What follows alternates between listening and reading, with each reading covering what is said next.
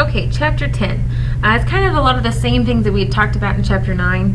Kind of an overview, kind of a recap from what we talked about. We talked about the nationalism, big surge of nationalism after the war, a lot more immigrants coming in, mostly from Germany and Ireland, very different social life. People had an opportunity to make themselves better, kind of this democratic ideal of the time period, transitioning more from agriculture to industry. And there's also a romantic art movement, religion, philosophy, and we looked at that a little bit in class. For economic nationalism, the overview of it is that economic prosperity was witnessed after the war, and they're trying to expand it, stimulate it because of European shortages, wanting to make the U.S. more self-sufficient, wanting to make them bigger, stronger, more successful overall is the goal. James Madison wanted to strengthen the government with improved fortifications, a permanent army, strong navy, a new national bank, protection of industries, canals, roads, a lot of those ideas, and some of that comes in three major issues: the bank, the tariffs, and internal improvement. With the Bank of the United States, there was a lot of money issues, reliability, value of paper currency versus specie, which is hard currency, gold and silver coins, structure of the bank. A lot of questions had come up after the National Bank had expired. The state chartered banks started coming up. Currency was very uncertain. There's a lot of unregulated business going on, loans, inflation, excess paper money followed by recession and depression. There's a lot of problems. People said if you bring back the bank, those problems would be alleviated. There's still a lot of people who are questioning the constitutionality of it, still having debates. Is it really necessary? Is it not? Banks, if they were chartered, would not only be accepted by the government, but by having that government backing and validity, the bank could use paper currency with some sort of regulation and stability to it. Protective tariffs. America had begun to manufacture because of the embargo of 1807 back with Jefferson. After the War of 1812, we started trading a lot more with England. We'd had a time where trade was very difficult because of either being at war, having ships taken, neutral rights being violated. And so there's a lot of question on manufacturing. Well, when after the war was over, during that time of peace, there's a lot more trade and commerce happening between the U.S. and England. And so trying to protect some of these new American industries, they'd raise the taxes on tariffs. Therefore, people would end up paying for the American goods because they would be cheaper than the imported goods. New England, the North for the most part, like the tariff because it helps their industries. The South generally opposes it. They wanted, some people who approve it from the South are hoping that the South would eventually have their own industrial setup, but it doesn't happen. They're mostly agricultural based. And so it's very one-sided. And the way that works is companies and countries that are paying for southern cotton are making less money because people are buying less of their goods in the United States. So when they make less money, they spend less money. So a lot of the southern agriculture cotton exports are making less profit because people are buying less of their crop.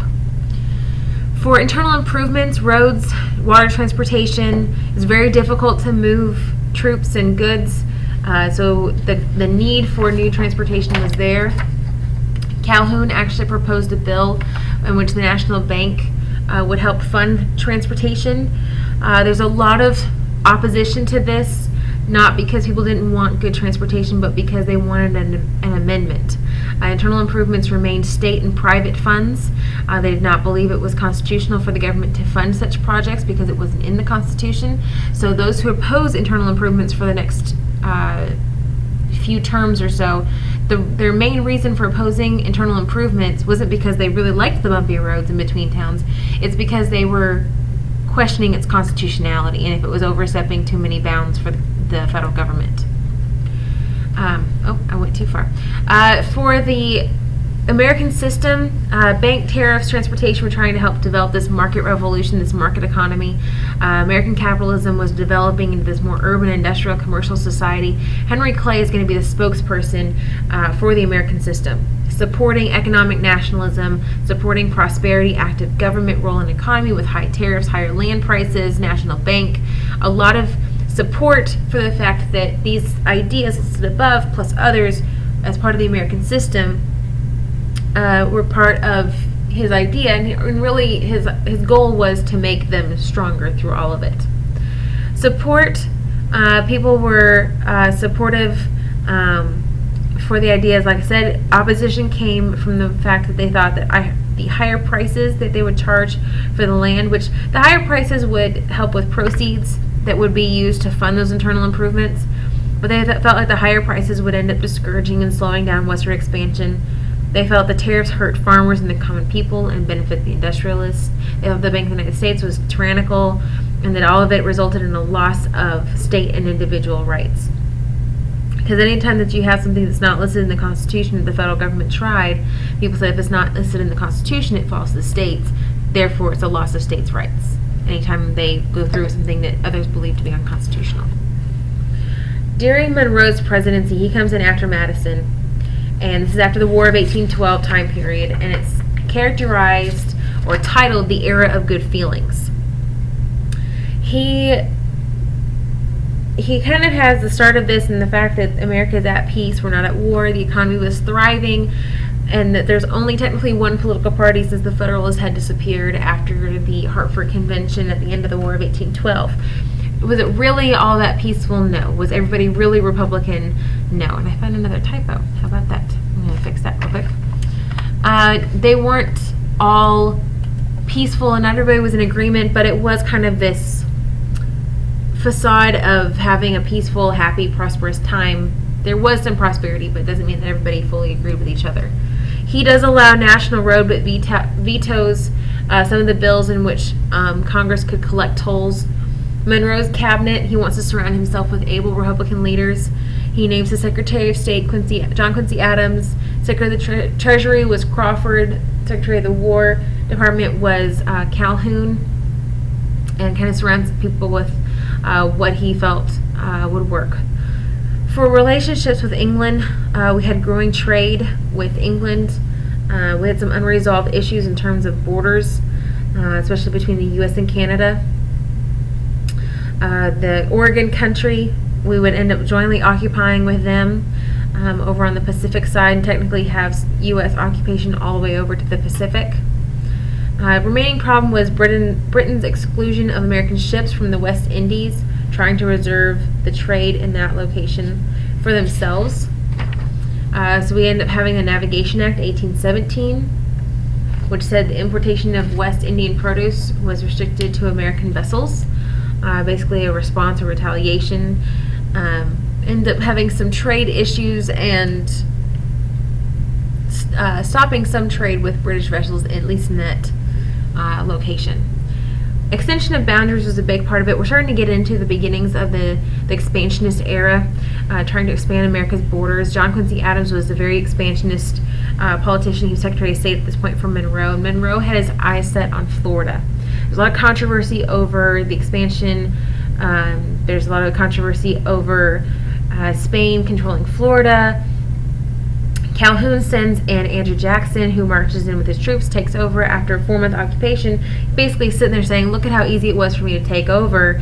And when they leave, the U.S. basically uses that and says it was very easy for us to take over. It's in your best interest to go ahead and sign it over to us so that we avoid any other conflict with each other. And Spain does. They cede Florida to the United States. Your book calls it the Transcontinental Treaty.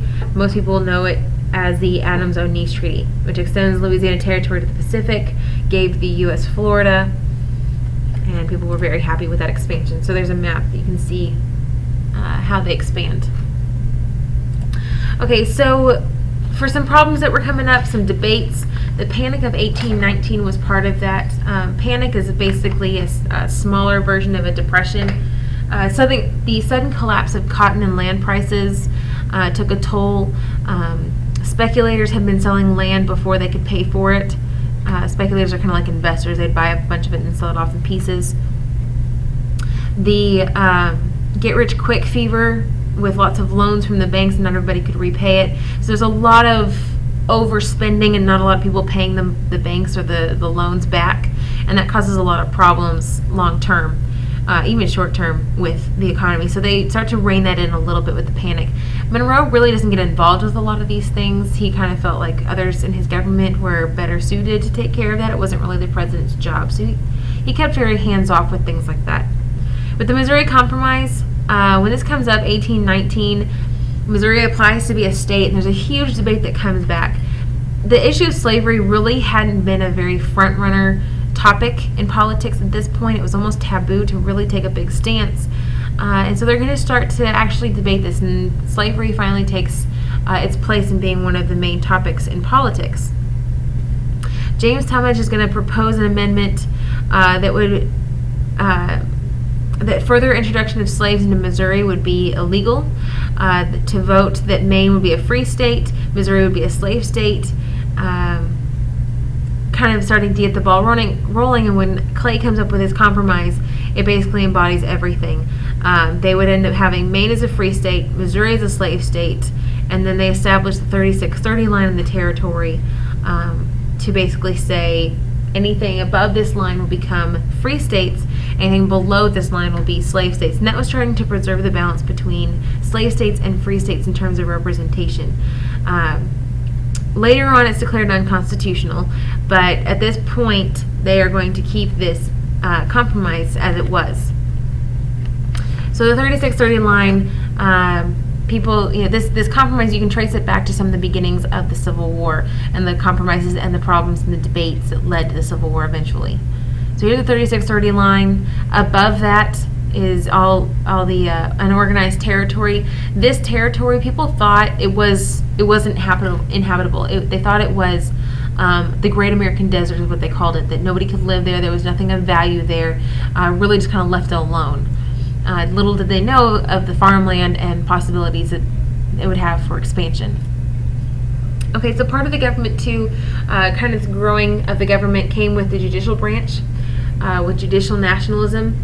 John Marshall is going to kind of preserve this Hamiltonian federalism, the spirit of nationalism. He's Chief Justice for over 30 years and has a lot of influence on affirming judicial review and increasing the influence of the Supreme Court. Marbury versus Madison, we talked about that one with establishing judicial review over federal laws, and they extend that ability with Fletcher versus Peck to cover state laws as well. And really, people argued, there's really no point in having the government, the federal government, be supreme if it has no right to correct the states. Protecting contract rights was another part of it. With Dartmouth versus Woodward, the state government wanted to try to change the board that controls the university and replace it with government control instead of private control. And they appealed to the Supreme Court and win, and basically say that no, it is a private institution and that charter is protected against states. Now the states can't come in and reverse a contract or a charter just because they see it fit to benefit them. McCulloch versus Maryland, strengthening the government, upholding the power of Congress to charter the bank, and also kind of settling that constitutional question for the state bank, because now you have a court case that basically sets a precedent that it's okay and it is constitutional. The Supreme Court has said it's okay to have.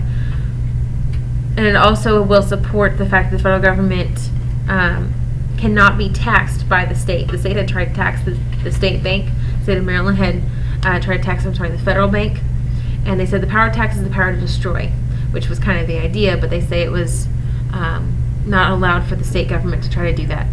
Regulating interstate commerce was reserved for Congress, not for any private enterprises. This came about because of steamboat regulations and navigation, but basically settles the issue that interstate commerce is going to be settled by the Congress. Free national diplomacy and foreign affairs really had not existed much up to this point. Really the only lasting foreign affairs or foreign policy had been Washington's farewell address, warning against permanent entangling alliances. In the Northwest, we have some Russian presence. We end up jointly occupying Russia with Britain and kind of start to wedge out Russia in their presence there. Monroe Doctrine, though, is the big one to know. I would highlight this, star it, something. For the Monroe Doctrine, Latin countries had been getting their independence and were supporting that idea. We see several countries as a threat: Austria, France, Prussia, Russia, even Britain to some extent, although they wanted to help us with this policy. And you can sum it up into one phrase, which is Europe, stay out of the Western Hemisphere. They were against colonization, they were against influence and meddling of European powers, and they wanted to be the front runner. They wanted to be the one, instead of England, to support this and promote this policy. Even though it really couldn't succeed without England's navy, the Americans wanted this to be their issue, their policy, and that's going to be the American foreign policy pretty much for the next century almost.